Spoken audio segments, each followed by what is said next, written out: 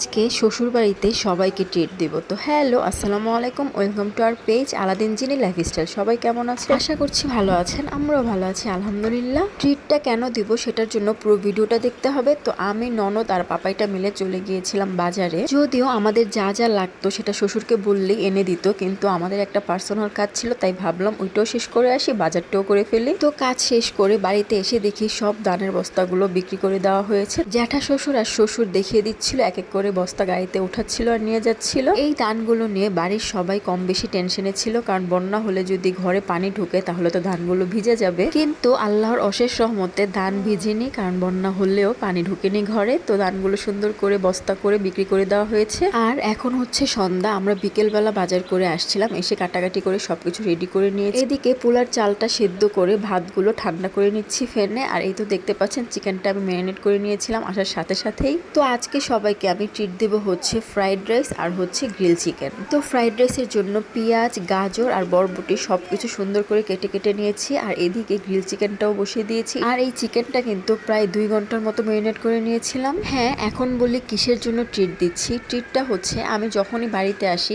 দেখা যায় যে অনেকে বাড়িতে আসলে অনেক কিছু নিয়ে আসে, ফল ফ্রুট মিষ্টি হ্যান ত্যান। যদিও শ্বশুর বাড়ি তো নিজের বাড়ি, কিছু না নিয়ে আসলেও সমস্যা নেই, কিন্তু কথা হচ্ছে কিছু নিয়ে আসলে একটু ভালো লাগে আর কি, মানে ভালো লাগা ফিল হয়। আর তাই তো যখন আমি, ননদ আর পাপাইটা মিলে আমার শাশুড়ির পা মুছে যাওয়া শুনে আসছিলাম বাড়িতে, কিছুই নিয়ে আসেনি, মানে খালি হাতে এসেছিলাম। পরে খুব খারাপ লাগছিল যে খালি হাতে আসলাম, কেমন দেখায় ব্যাপারটা।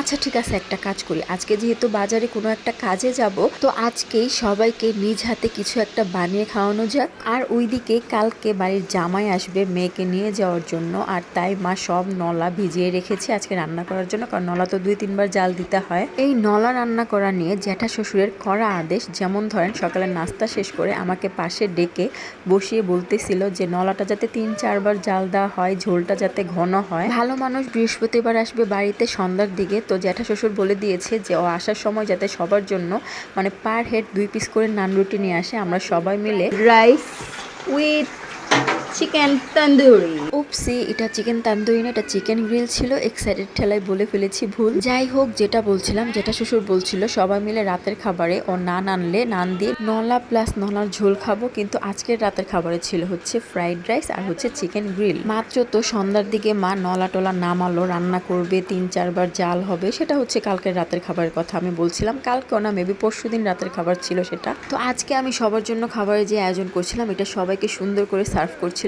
তো এটা দেখতে পাচ্ছেন বাটিতে বেড়ে বেড়ে প্লেটে রাখছিলাম। ঘরে প্রায় 12 থেকে 13 জন মানুষ ছিল, সবার জন্য প্লেট সাজালাম। বলতে গেলে বাড়িতে যারা এখন উপস্থিত আছে তাদের জন্য প্লেট সাজালাম, বাকিগুলো তো উপস্থিত নাই, কারণ আমার দেবর গিয়েছে পড়াতে, সে আসবে, তাকে দেওয়া হবে। তারপর ছিল আমাদের স্যারের ছেলে। স্যার বলতে গেলে লজিং মাস্টার চিনেন কিনা জানি না, এই বাড়িতে অনেক পুরনো একটা লজিং মাস্টার আছে যে কিনা এই বাড়ির সব ছেলে মেয়েকে ছোটবেলা থাকতে পড়াশোনা করেছিল। এখন তো সবাই বড় হয়ে গিয়েছে, এখন তাদের আর পড়াশোনা করায় না, কিন্তু স্যার এখানের একটা পাশের স্কুলেরই টিচার। তো এখানে তো তার আত্মীয় স্বজন ফ্যামিলি থাকে না, তাই এখানে থেকেই সে টিচারই করে। তো তার ছেলেও এখন তার সাথে থাকে, কারণ হচ্ছে সে এখন ইন্টার পরীক্ষা দিচ্ছে। পরীক্ষা শেষ হয়ে গেলে ছেলে চলে যাবে, কিন্তু স্যার তো থেকে যাবে, কারণ স্যার যেহেতু এদিকে একটা টিচার।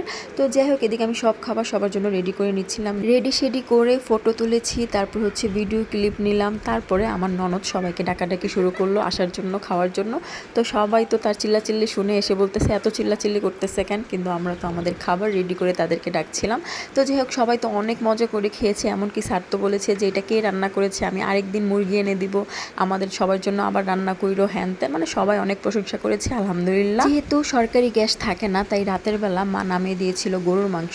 এখন বাজে প্রায় 10:30 থেকে 11টা। তো মাংসটা রান্না করে আমিও চলে যাব ঘুমাতে, সবাই চলে গিয়েছে অলরেডি ঘুমাতে। তো কালকের জন্য মাংসটা রান্না করে নিচ্ছিলাম। কালকে যেহেতু শুক্রবার, জুম্মার নামাজ শেষ করে মসজিদের ইমাম সাহেব আসবে দুপুরে খেতে, সব সময় আসে, যদি অন্য কোথাও দাওয়াত না থাকে। গ্যাস যেহেতু সমস্যা, তাই আগেই রান্না করে নিয়েছে যাতে ইমাম সাহেব আসলে সাথে সাথে খাবারটা দিতে পারে। তো আজকের মতো এতটুকুই, সবাই ভালো থাকবেন, আল্লাহ হাফেজ, আসসালামু আলাইকুম।